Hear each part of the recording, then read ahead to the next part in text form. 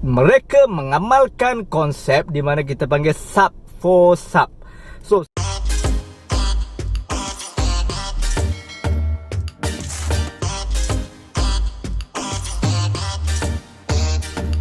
alright, bersama saya lagi Mr. Don anda.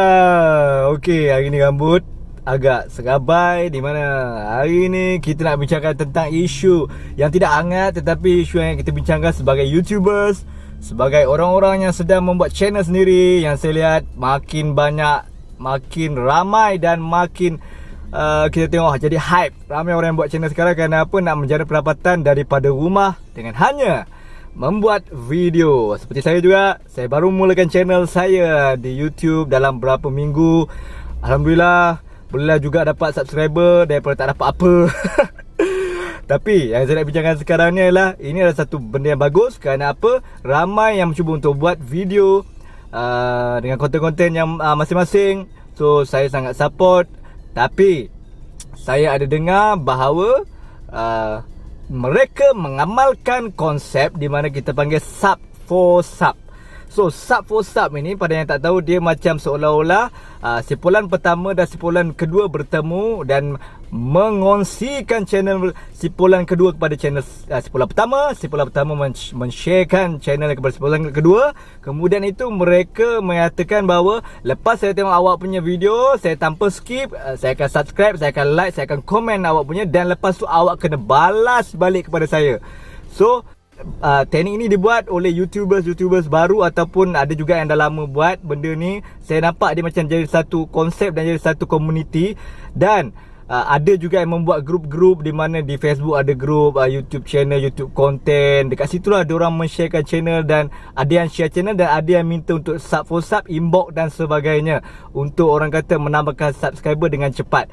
Akan tetapi saya melihat ada juga pro and con-nya, di mana ada yang mengatakan bahawa jika berlaku sub for sub, di mana saya tidak mau tengok awak punya konten, tapi sebabkan kita dah amalkan sub for sub, saya terpaksa tengok konten awak yang saya sendiri tak minat.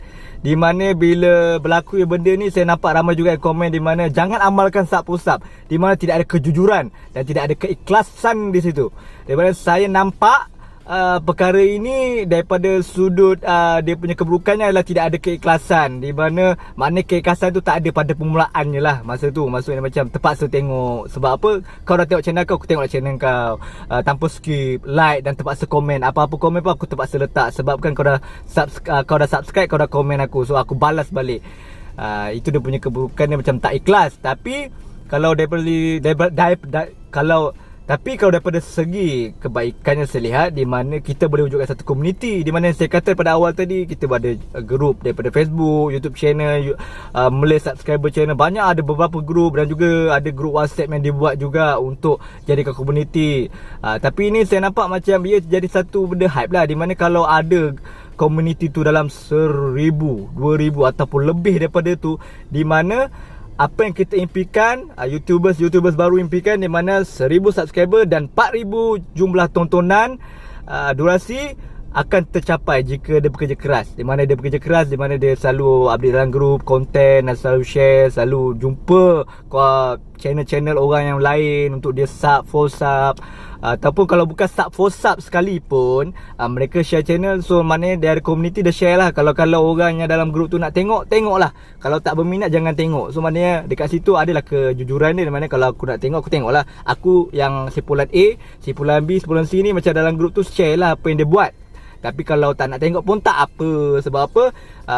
Kita just share apa konten kita buat, tanpa memaksa. So maknanya tak ada elemen sub for sub ni yang saya katakan tadi, yang keburukannya bila tak ada kejujuran. Dia ada kebaikan dan keburukan lah benda ni. Saya tak katakan bila sub for sub ni benda yang buruk. Dia boleh wujudkan komuniti. So sebab masing-masing pun nak subscriber dengan cepat kan. So maknanya nak cepat. So maknanya kita ada keikhlasan dari sudut macam kita tengoklah video dia, and then kita tak skip, kita tengok sampai habis. Lepas tu kita subscribe, kita komen. So macam tu lah.